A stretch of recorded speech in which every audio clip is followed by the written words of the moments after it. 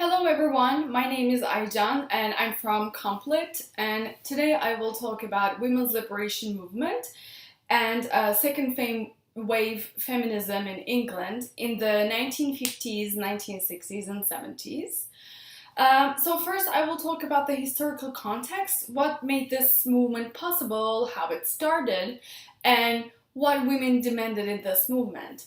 And then I will compare this women's liberation movement in England to its US counterpart. Uh, but before that, let's talk a little bit about the first wave of feminism before we move on to second wave. So the first wave is referred to as also the suffragette years. But what is suffrage and what is suffragette? So the meaning of the word suffrage is women's right to vote. So in the Western world, in Europe and in the US, women didn't have the legal right to vote until the beginning of the 20th century, and they fought for almost half a century to gain their right. And so suffragette is the name given to activists who actually worked for women's organizations in early 20th century and fought for the right to vote in elections, for women's suffrage, women's right to vote. And their blanket slogan, their banner was "Votes for Women." So the suffragette years began at the end of 19th century, and the movement had a militant spirit in fighting for the women's rights to vote. But this was interrupted by the First World War, which took place from 1914 to 1918, and it is believed to be one of the reasons why it took almost 50 years for women to gain their legal rights.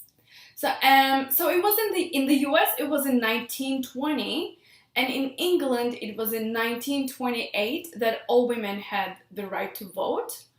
But in England this happened in stages. So first in 1918 it was women who were over the age of 30 and who had property, which means upper class women who were able to vote. And it was in 1928 that it was expanded to cover all women over the age of 21. So it's this women ended when women get their rights to elect and be elected. And that was the main concern of this first wave feminism and the suffragette movement. Which is as we will see, is very different from second wave feminism and women's liberation movement in the 1950s, 60s, and 70s. But before that, let's talk a little bit about what happened before second wave feminism in the 50s, 60s, 70s, and the suffragette years that ended in 1920s. What was happening in England in between?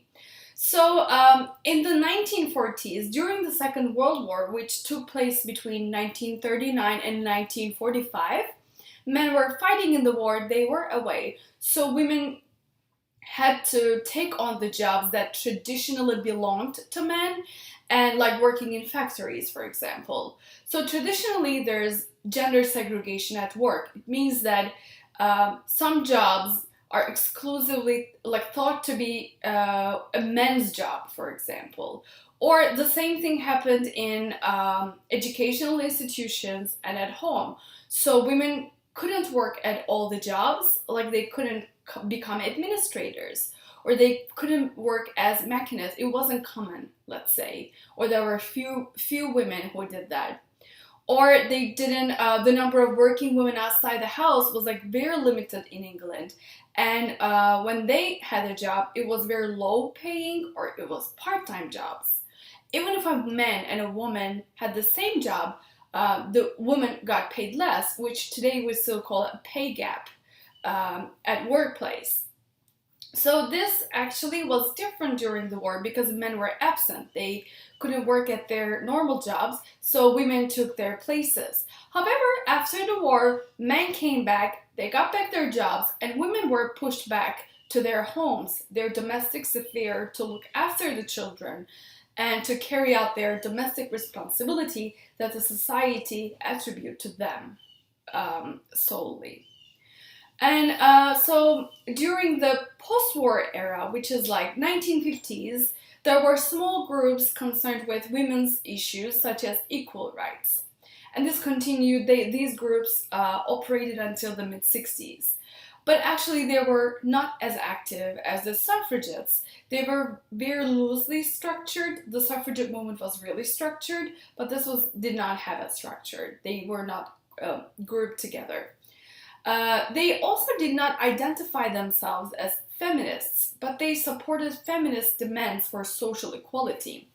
And these included widows' pensions, the money they receive, the plight of separated women who were separate from their husbands because divorce was not legal, and the social policies related to single mothers. They were not protected by the government and by the state. So even though these issues that aim for social equality, they are actually of feminist origin, but these groups did not identify themselves as that. They claimed that they're representing ordinary housewives and mothers, and they were interested in the condition of humanity in general. So there was not like a unified feminist movement, but there were individual feminist writers who were very influential during this era, during the 1950s. And one of the most important feminist writers was Simone de Beauvoir, whose book *The Second Sex*, that came out in 1953, influenced many women and many other feminists during that era. So, needless to say, Beauvoir was a white woman and she was a privileged woman. So it means that she had the privilege to receive education at a university, which wasn't common for women during that time. And she went to Sorbonne University in Paris, which is like an Oxford University or Harvard University in the US, which is like a very prestigious university. Not everyone can get into that school. And she was a liberated woman in the sense that she was working full-time, she was financially independent, and she used contraception, she had abortion because she didn't want to have children, which are, as you can imagine, still controversial issues today, even today in 2020.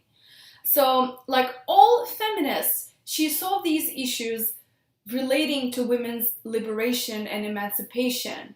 For example, she found marriage and motherhood as the cause of oppression for women. She believed that women were seen as objects of fantasies, objects of male desire, and these were all created, and women were oppressed by male perspective and patriarchy. But what is patriarchy? In very simple and short terms, it refers to a system or a society where men hold the power and women are excluded from it. It is men who define what women can do, how they should behave, how they should exist. It is men and patriarchy, because they have the power, they define what womanhood is, what femininity is, how women should exist or behave, what they can do, they can't do. It is legally, and it's also in society in general. So that's what de Beauvoir believed, that women were oppressed by patriarchy. But what was her solution? So she underlined the importance of socialism in the liberation process. This idea was also very much influential in England. But in terms of Simone de Beauvoir's ideas, people believe that what is revolutionary is that she was the first feminist to challenge the roots of gender discrimination in family, motherhood, abortion, sexual behavior. Also, so in other words, she criticized, she was one of the first to criticize marriage institution.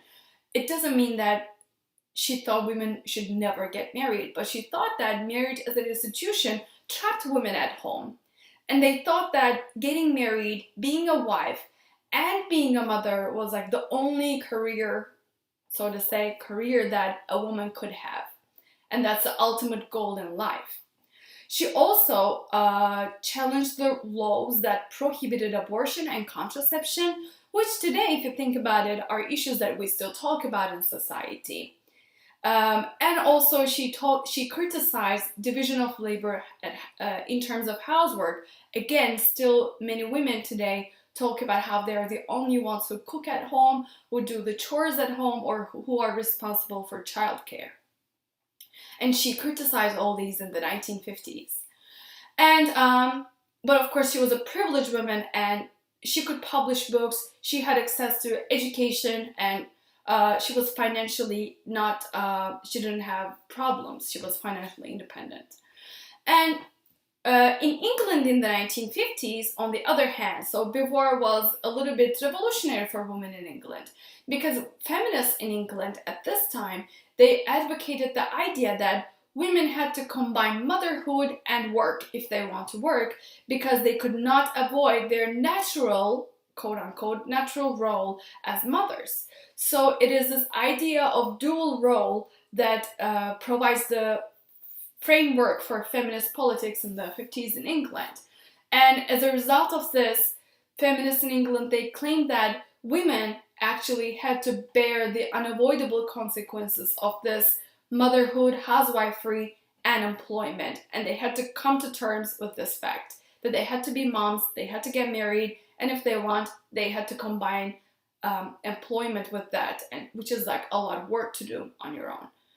And so in the 60s, so these groups, there were again like feminist, not feminist, but like groups that advocated for women's rights, and they were actually very much influenced by what was happening in the United States, which we will also talk later, and what was going on in the whole world. But during the 1960s, mainly what these women wanted was constitutional pressure for equal opportunities. Like they wanted to be recognized legally as equals to men, because there was not equal pay, there was no like improved treatment for single mothers. Women had no legal rights within the marriage. They couldn't even file for divorce. If they had, for example, property, it's their husband who had them legally. It was transferred to the husband, so they were not recognized as equals in law, in legal aspect. So they wanted legal equality. But also, left-wing politics were dominant in their ideas, so they encouraged women to join trade unions, and there was like a series of strikes these women had to support equal pay at work. In terms of like what was going around the world, outside England, 1968 was very important because it is believed that the second wave feminism started with the influence of these events in 1968. In history, it's also regarded to be an important year. But what was happening in 1968? So people were actually protesting against the government and their politics in Europe and in the US. If you think about it, it's also the year when JFK and Martin Luther King, they both got assassinated because of their ideas. Or maybe there are other theories about that, but mainly they got assassinated.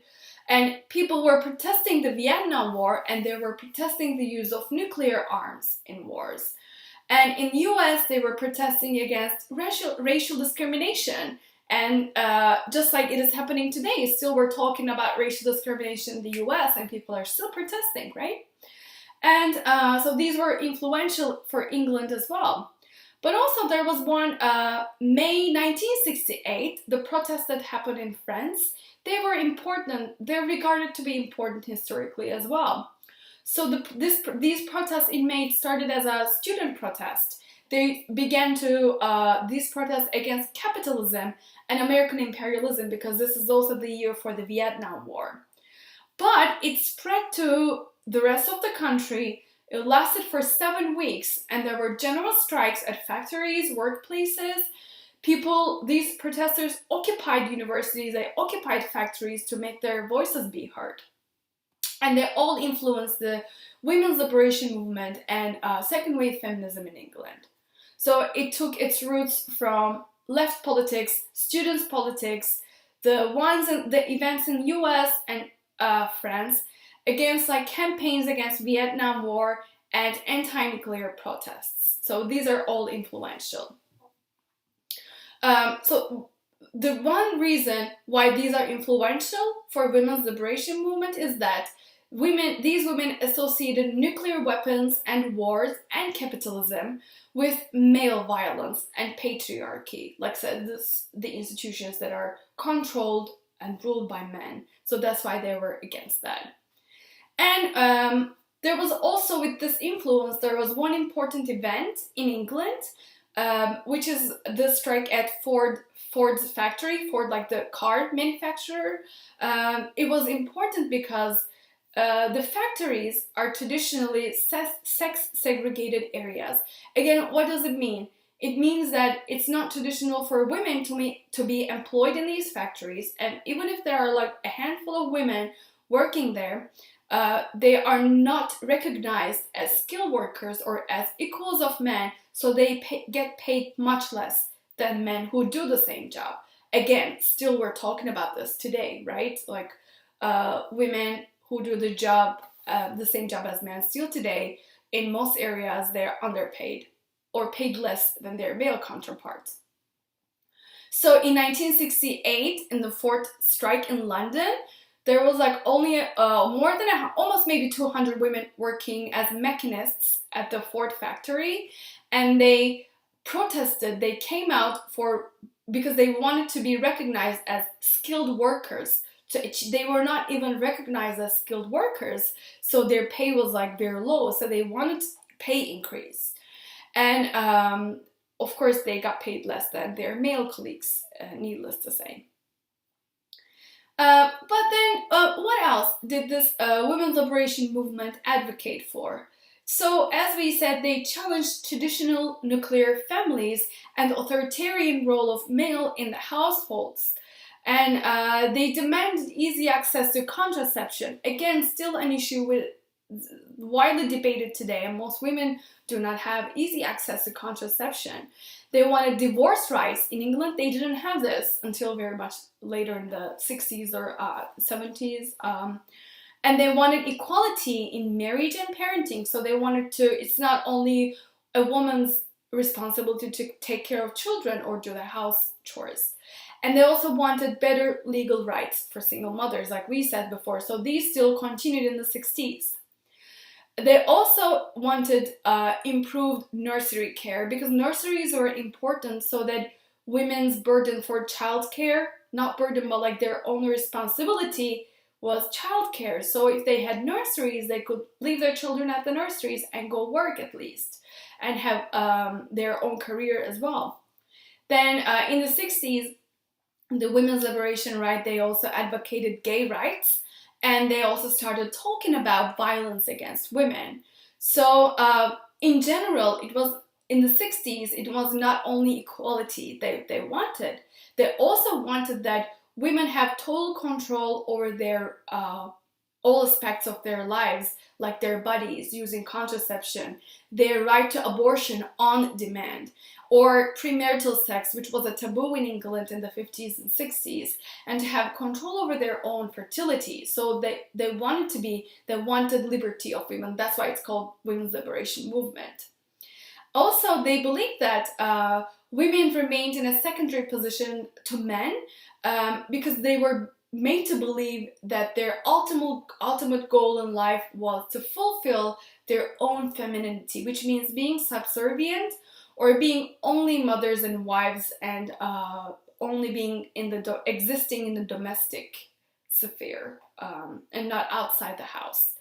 And they were made to believe that they're inferior to men in nature. And women's liberation movement, the feminists, they asserted that this was a false consciousness, because being different in their physical appearance or in their nature does not mean being inferior or being in a secondary position to men. So when we move on to 1970s, there was still the same demands, but some legal demands were added, like improvements on insurance or mortgages, or they demanded wages for housework. They also, again, like we said, free abortion on demand they wanted, but also this their talk around violence, they started addressing the legal the legal definition of rape and assault and its punishment legally. They started talking about that, raising their voices. And so what happened in the 1970s also, the movement like reached its peak. It was like recognized nationally, internationally, but also then we see some divisions among the women under this movement. For example, there were divisions among lesbians and heterosexuals, people of color and white people. Just like I want to emphasize this. So far, what I have told as a historical account is a white history. Women of color are not represented in this. So these are actually the demands of white women. And socialist feminists and radical feminists, because they had different ideas on how women could be liberated. So this all caused the movement to gain a fragmented nature. And in 1978 and 79, it was like overwhelmingly dominated by this division, and women realized that there cannot be one single national women's movement. And after this separation, women, especially women of African descent, they decided to drift apart, and they started calling themselves Black feminists. They identified themselves as, and they thought that the women's liberation movement was racist. And they thought that the revolutionary ideas of white women did not solve the problems of women of color or Black women. For these women of color, for example, they claim that they need to deal with worse problems. Their problems were different. They had issues like survival, housing, education, and most importantly, police brutality, healthcare. Again, police brutality is still today. We're talking about this in terms of police violence against people of color. And so they wanted to be separate. They wanted to separate, and they started to form their own groups and publish their own journals. And they were more concerned to fight for what Black women of color wanted. And they talked more about anti-racism. So, although this movement in England was influenced by the US counterpart, they were also very different. So this women liberation movement in England was more related to like socialist feminism, and even like it had Marxist ties, because in England, like class divisions and class politics, it exerted more influence. And there was like the feminists were more interested in the left-wing politics, and because they thought the main problem was capitalism, which is also they relate as a patriarchal system where men have the power and they define everything in society. So radical feminism was dominant in the US, and it actually had different ideas about why women are oppressed. So actually for them the main problem is sexism and patriarchy.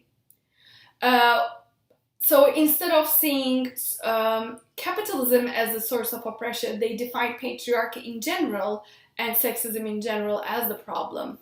So for radical feminists, gender was a social construct, and it was constructed from a male perspective. It was controlled and defined by patriarchy, and this was the primary source of oppression. So like patriarchal institutions and sexism was the main reason why women were oppressed. And gender roles, why women's gender roles were defined by patriarchy, so they thought that patriarchy was the main reason for oppression. But to pause for a moment, what is sexism and what are gender roles? So gender roles refer to behaviors or attitudes that the society considers as acceptable or appropriate for a person based on their biological or perceived sex. And women believe that it is men and patriarchal institutions that define what is appropriate for women.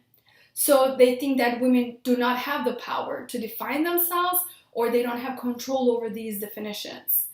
Sexism, on the other hand, is discrimination or prejudice on the basis of being a woman. We usually use sexism against women, like discrimination against women. Like, not, for example, if you go to a job interview, if you're more qualified than a male candidate as a woman, for example, and if you don't get hired because you're a woman, or because you are, let's say, they think you can get married, you can get pregnant, so that's sexism. And today, it's beginning to be recognized as more of a problem in workplace and education. And we're still talking about these issues. They're still not solved, unfortunately. So actually, radical feminism aimed at ending male supremacy in all areas of social and economic life. And they thought that this idea of a feminine nature, a masculine nature, men's nature, women's nature, they thought that this was a very much sexist idea because it discriminated against women. It even discriminated and created this binary of men versus women and created women part as like the inferior. So what were their demands? Their demands was different from the feminists in England. So they demanded that women become aware of their oppression. They thought that this was very important because patriarchal oppression had a blinding effect. And the best way to get rid of this blindness was through raising consciousness. So if women become aware of how they are oppressed by patriarchy and how it causes a secondary status for them, then they would not collaborate with the patriarchal oppression and they become aware of their oppression. And then they had, of course, other demands like total equality in the private sphere, at home, in domestic sphere, in the share of house tasks, childcare, and they wanted attention to their emotional and sexual needs. So, in conclusion, the women's liberation movement, it actually succeeded in reaching a lot of enormous numbers of women, and they actually realized their legal demands were realized to most part, and they began to challenge. They did a good job challenging the cores of patriarchal sources of oppression on women. But it is also necessary to have these separate groups in the 1970s, as still today we know that women of color experience different struggles than white women, or straight women have different demands than lesbian women, or non-binary individuals even. They all experience different problems. That's why their solution is different than each other. And similarly, if you think about it, women who are of upper class, middle class, they have different demands and problems or experience than poor women or working class women. So therefore, it's important to address and voice the needs of each group and not assume that one solution will solve all the problems. Today, it's we even have, so to say, different types of feminism, which have different focus, like trans feminism, liberal feminism, ecofeminism, intersectional feminism. So this started to develop more and more with a goal to become more inclusive for women and their experiences. So today, that's it for me for the women's liberation movement. Thank you for listening, and I hope you enjoyed it.